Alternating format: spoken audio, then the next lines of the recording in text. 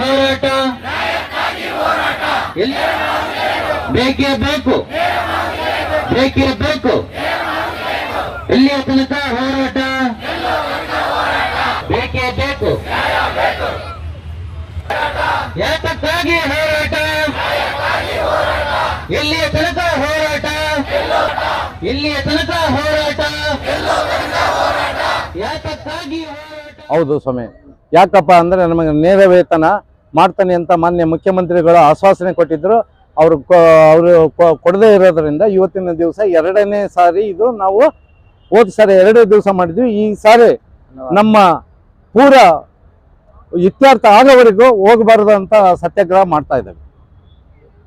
ಹಾಗೂ ಇವರು ಏನಾದರೂ ನಿನ್ನೆ ಘೋಷಣೆ ಮಾಡಿದಂತೆ ಮಾನ್ಯ MP ಅವರು ಪ್ರತಾಪ್ ಸಿಂಹ ಮತ್ತು ನಮ್ಮ ಪೌರಾಡಳಿತ ಸಚಿವರು ಹಾಗೂ ಉಸ್ತುವಾರಿ ಸಚಿವರು ಬಂದು ನಿಮಗೆ ಮಾಡೇ ಮಾಡ್ತೇವೆ, ಇನ್ನು 2 ದಿವಸದಲ್ಲಿ ನೀವು ಇವರಿಗೆ ಮೋದಿ ಅವರಿಗೆ ಕಪ್ಪು ಬಟ್ಟೆ ತೋರಿಸಬಾರದು ಅಂತಂದು ಮನವಿ ಮಾಡ್ಕೊಂಡಿದ್ದರಿಂದ ನಾವು ಕಪ್ಪು ಬಾವುಟವನ್ನು ತೋರಿಸದೆ ಹಿಂಪಡೆದಿದ್ದೇವೆ.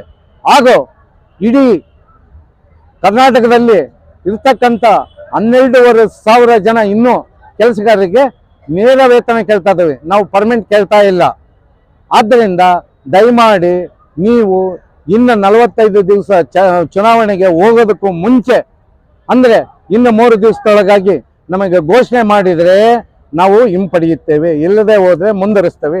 ಹಾಗೂ ನಮ್ಮದು ಒಂದು ಘೋಷಣೆ ಇದೆ, ಏನಪ್ಪ ಅಂದರೆ 224 ವಿಧಾನಸಭಾ ಕ್ಷೇತ್ರದಲ್ಲಿ ಪ್ರತಿಯೊಂದು ಮನೆಯೂ ನಮ್ಮ ಪೌರ ಕಾರ್ಮಿಕರಿಗೆ ಮತ್ತು ನಮ್ಮ ವಾಹನ ಚಾಲಕರಿಗೆ ಮತ್ತು ನಮ್ಮ ಲೋಡರ್ಸ್ಗಳಿಗೆ ಚಿರಪರಿಚಿತವಾಗಿದೆ. ನಮಗೆ ಮೋಸ ಮಾಡಿದವರಿಗೆ ನೀವು ಓಟ್ ಹಾಕಬೇಡಿ ಅಂತಂದು ಘೋಷಣೆ ಮಾಡ್ತೇವೆ ಅಂತಂದು ಈ ಸಂದರ್ಭದಲ್ಲಿ ಹೇಳ್ತಾ ನನ್ನ 2 ಮಾತುಗಳನ್ನು ಮುಗಿಸ್ತಾ ಇದ್ದೇನೆ.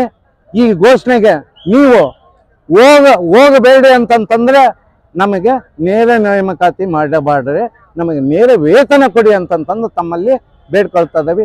ಈ ಬೇಡಿಕೆಗೆ ಮುಂದುವರಿದೇ ಹೋದರೆ ನಾವು ಮಾಡೋದು 224 ಕಾರ್ಪೊರೇಷನ್ಗೆ ಮತ್ತು ವಿಧಾನಸಭೆಗೂ ನಾವು ಈ ರೀತಿಯಾಗಿ ಮನೆಯ ಆಂದೋಲನ ಮಾಡುತ್ತೇವೆ. ಏನಿಲ್ಲ, ಬಹಳ ಸ್ಪಷ್ಟ. ಕರ್ನಾಟಕದ ಮುನ್ಸಿಪಾಲಿಟಿಗಳಲ್ಲಿ ಏನು ಹೊರಗುತ್ತಿಗೆ ಆದ ಕೆಲಸ ಮಾಡ್ತಿದ್ದಾರೆ ಅವರೆಲ್ಲರನ್ನು ಕೂಡ ನೇರ ಪಾವತಿ ಮಾಡಬೇಕು ಅಂತೇಳಿ ಈಗಾಗಲೇ ಮುಖ್ಯಮಂತ್ರಿಗಳ ಸಭೆ ತೀರ್ಮಾನ ಆಗಿದೆ. ಆ ತೀರ್ಮಾನವನ್ನು ಜಾರಿ ಮಾಡಲಿಕ್ಕೆ ಇವತ್ತು ನಗರಾಭಿವೃದ್ಧಿ ಇಲಾಖೆ ಅಧಿಕಾರಿಗಳು ಹಿಂದೇಟಾಗ್ತಿದ್ದಾರೆ. ಕಾರಣ ಏನಪ್ಪಾ ಅಂತಂದ್ರೆ ಗುತ್ತಿಗೆದಾರರ ಪರವಾಗಿ ಇವರೆಲ್ಲ ಕೆಲಸ ಮಾಡ್ತಿದ್ದಾರೆ, ಗುತ್ತಿಗೆದಾರರ ಪರವಾಗಿ ಲಾಬಿ ಮಾಡ್ತಿದ್ದಾರೆ ನಗರಾಭಿವೃದ್ಧಿ ಅಧಿಕಾರಿಗಳು. ಹಂಗಾಗಿ ಇವತ್ತು ಹೊರಗುತ್ತಿಗೆ ನೌಕರರಿಗೆ ಯಾವುದೇ ತರದ ಒಂದು ಅನುಕೂಲ ಮಾಡ್ಕೊಳ್ಳಿಕ್ಕೆ, ನೇರ ಪಾವತಿ ಮಾಡ್ಲಿಕ್ಕೆ ಇವರು ಸಹಕಾರ ಮಾಡ್ತಿಲ್ಲ.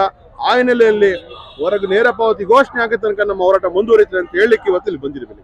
ಕರ್ನಾಟಕದ ಎಲ್ಲಾ ಜಿಲ್ಲೆಯಿಂದ ಬಂದಿದ್ದಾರೆ, ಇನ್ನು ಕೂಡ ಬರ್ತಿದ್ದಾರೆ.